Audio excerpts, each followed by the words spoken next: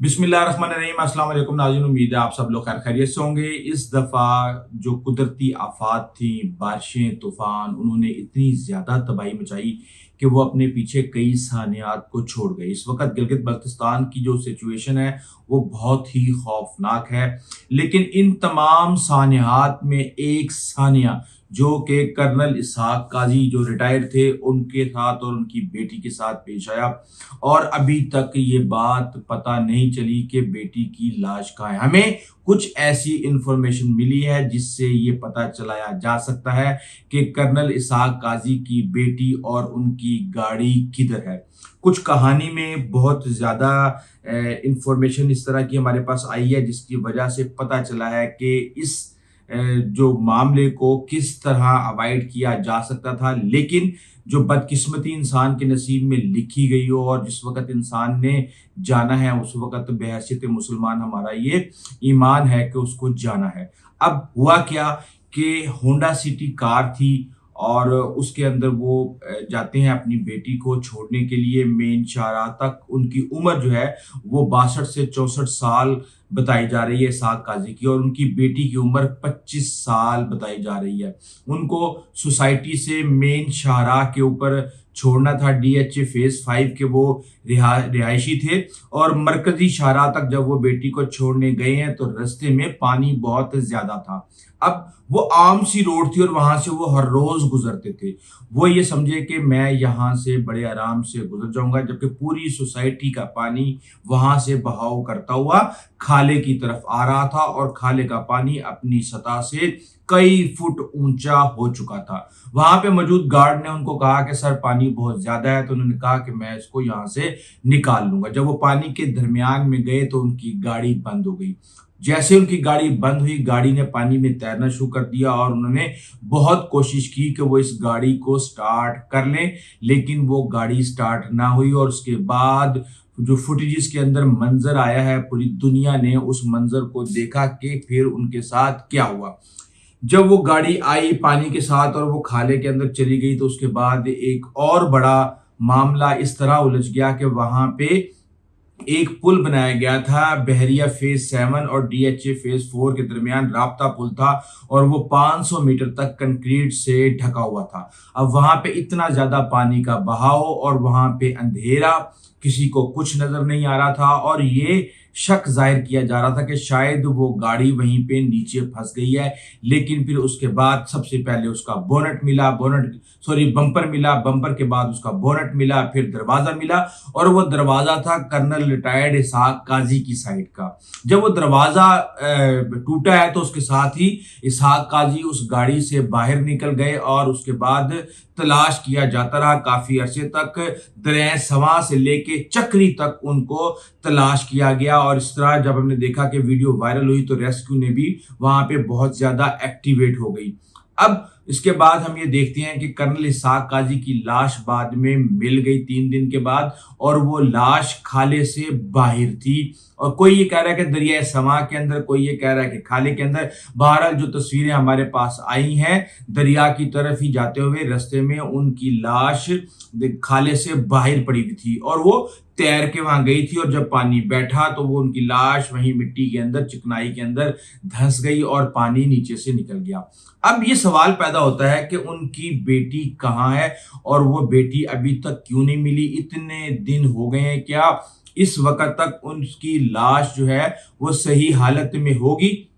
तो इस हवाले से हमारे पास जो इंफॉर्मेशन आई है वो ये है कि उनकी गाड़ी और उनकी बेटी दरिया समा में गिर चुकी है, और वहां पे काफी सारे घड़े हैं और वो कटोरा टाइप, और वहां पे वो मिट्टी के अंदर धंस गई है, उसके ऊपर मिट्टी आ गई है, और वो गाड़ी ऊपर नहीं आ रही है। और उस बच्ची ने या लड़की ने सील्ड बेल्ट बांधी हुई है, या इस तरीके से उसने अपने आप को उसके साथ स्टिक किया हुआ है कि वो गाड़ी के अंदर ही फंसी हुई है, जिसकी वजह से अभी तक जितने भी नाके लगाए गए हैं रास्ते में उसकी लाश को ढूंढने के लिए, वहां पे कहीं पे भी उसकी लाश नहीं मिली। तो इसका मतलब ये है कि गाड़ी के साथ नीचे ही जमीन पर उसकी लाश बैठ चुकी है। वो हम इसलिए कह रहे हैं क्योंकि इतने दिन तक पानी के अंदर रहना किसी भी इंसान के लिए या किसी भी आबी मखलूक के अलावा किसी के लिए भी मुमकिन नहीं है।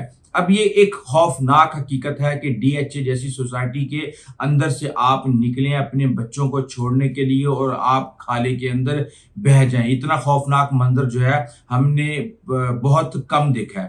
اب اس وقت جو صورتحال یہ ہے کہ اسکردو کے اندر کلاؤڈ برسٹ ہو رہے ہیں, وہاں پہ لیک برسٹ ہو رہے ہیں اور بہت زیادہ برے حالات ہیں. اس وقت ارلی وارننگ سسٹم دے دیا گیا ہے پنجاب کے اندر, لیا میں, کشمور والی سائڈ پہ, راجن پور والی سائڈ پہ بند ٹوٹ رہے ہیں. سیلاب جو ہے وہ اگلے 4-5 دنوں میں بہت زیادہ خوفناک صورتحال پیدا کر سکتا ہے.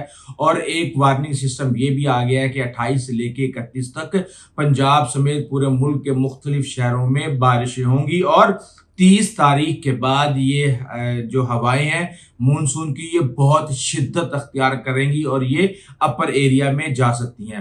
اب اس وقت ہم نے یہ دیکھا کہ چند دن پہلے فیری میڈوز کے اندر یہ واقعہ پیش آیا اور وہاں پہ سروس معطل ہو گئی, ہیلی کاپٹر کے تھرو جو ہے ریسکیو کیا گیا. پھر ہیلی کاپٹر کو بھی موسم کی وجہ سے روکنا پڑا اور سڑکوں کے تھرو لوگوں کو لانے کی کوشش کی گئی. اس وقت وہاں پہ 500 سے زیادہ لوگ پھنسے ہوئے تھے جن کو نکالا گیا. لیکن اس وقت جو صورتحال ہے گلگت بلتستان کی وہ انتہائی خوفناک ہے, اور ہمارے پاس جو اس وقت انفارمیشن آئی ہے بہت زیادہ اموات ہو چکی ہیں. ابھی تک جو کوٹ کی جا رہی ہیں 10 سے 15 کے قریب اموات, 7 بابو سر ٹاپ پہ ہوئی ہیں, 2 تھور کے مقام پہ ہوئی ہیں, 300 مکانات جو ہیں وہ تباہ ہو چکے ہیں, 30 دیہات تباہ ہو چکے ہیں, 40 پانی کی نہریں وہاں پہ خراب ہو چکی ہیں. اور آپ کو پتہ ہے کہ ان علاقوں کے اندر نیچرل پانی کو پیا جاتا ہے صاف کر کے, اب اس کے اندر اتنی زیادہ مٹی پتھر اور گدلا ہو چکا ہے وہ کہ وہاں پہ پینے کے پانی کے بھی مسئلے مسائل کھڑے ہو چکے ہیں. 15 کلومیٹر سے زیادہ سڑک جو ہے بالکل صفائی ہستی سے مٹ چکی ہے. پل, زرعی زمین, فصلیں, انفراسٹرکچر کو بہت ہی زیادہ نقصان ہوا ہے. اسی طرح ہم نے دیکھا کہ ایک چرواہا اپنے 200 بکریوں کو ناگا پربت کے جو سبزہ زار تھا وہاں پہ وہ چرا رہا تھا, اور اس کے بعد وہ پانی ان 200 بکریوں کو ہی اپنے ساتھ بہا کے لے گیا. گانچے کے مقام پہ ہم یہ دیکھ رہے ہیں کہ بہت زیادہ تباہی ہوئی ہے اور وہاں پہ 50 گھر تباہ ہو گئے ہیں, لینڈ سلائڈنگ ہوئی ہے. لیا کے اندر ہم نے دیکھا کہ بند ٹوٹ گئے ہیں, پنڈی بھٹیا حافظ آباد کے اندر سیلاب آ رہے ہیں, اور اس وقت جو صورتحال ہے وہ انتہائی خوفناک ہے.